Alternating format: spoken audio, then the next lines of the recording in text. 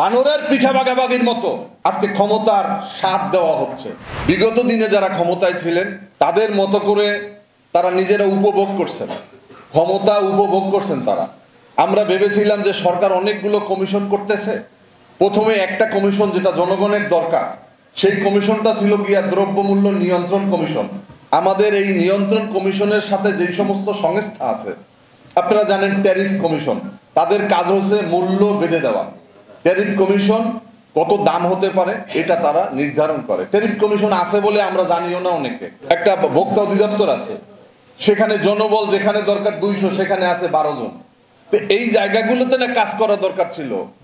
আমাদের সাধারণ মানুষের যেই জিনিসগুলো দরকার, এদেশের মানুষ কে ক্ষমতায় আসলো কে ক্ষমতায় গেল এটা অনেক মানুষেরই দরকার হয় না, কিন্তু তাদের খাওয়া দরকার, তাদের পড়া দরকার, তাদের বেঁচে থাকার দরকার, এবং এই চিন্তাটা করার জন্যই সরকার দরকার। কিন্তু এই সরকার পরিবর্তনের পাশাপাশি আমরা দেখেছি যে ডক্টর মোহাম্মদ ইউনূসের প্রতি এদেশের সাধারণ মানুষ আগে তাকে যাই বলতো না কেন, তাকে নিয়ে যেই সমস্ত বক্তব্য আমরা অনেকে দিচ্ছি, অনেক আলেম ওলামারা তার বিরুদ্ধে অনেক কথা বলেছেন, কিন্তু আজকে কিন্তু তারা এই কথাগুলো বলছেন না, জাতীয় স্বার্থে বলছেন না।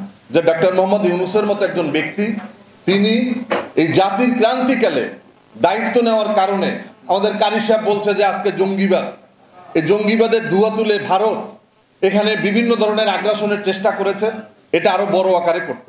আপনারা দেখেছেন যে এই যে পশ্চিমবঙ্গ থেকে সেখানে জাতিসংঘ থেকে সৈন্য মোতায়েনের কথা বলা হয়েছে। আওয়ামী লীগ অনেক কয়েকদিন পর পর বলে যে ভারত তারা এখানে সৈন্য পাঠাবে, তাদের এখানে তারা দখল দিয়ে নেবে, অমুক করবে তমুক করবে, বিভিন্ন ধরনের হুমকি দমকি দিচ্ছে, কিন্তু এগুলো পারছে না আন্তর্জাতিকভাবে। ডক্টর মোহাম্মদ ইউনূসের একটা অবস্থান আছে এই জন্য।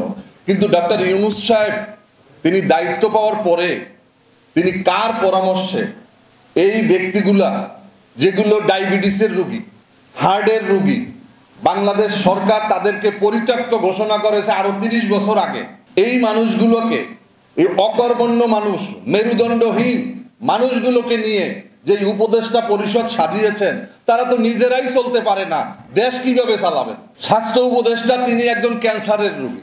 এখন দেশের যেই ক্যান্সার 17 বছরের, এই ক্যান্সার দূর করার জন্য যেমন একজন উপদেষ্টা দরকার ছিল, আজকে ঢাকা মেডিকেলে যাবে, সেখানে গিয়ে দেখবে যে ডাক্তার তারা ঠিক মতো আসছে কিনা। যেমন এহসানুল হক মিলন, আপনাদের মনে আছে বিএনপি ক্ষমতায় থাকাকালীন সরকার সময় এক একটা স্কুলে যেত, কলেজে যেত, পরীক্ষার হলে যেত, নকল বন্ধ করেছে। শিক্ষার মান কিন্তু তিনি অনেকাংশে আমাদের সমৃদ্ধ করেছিল।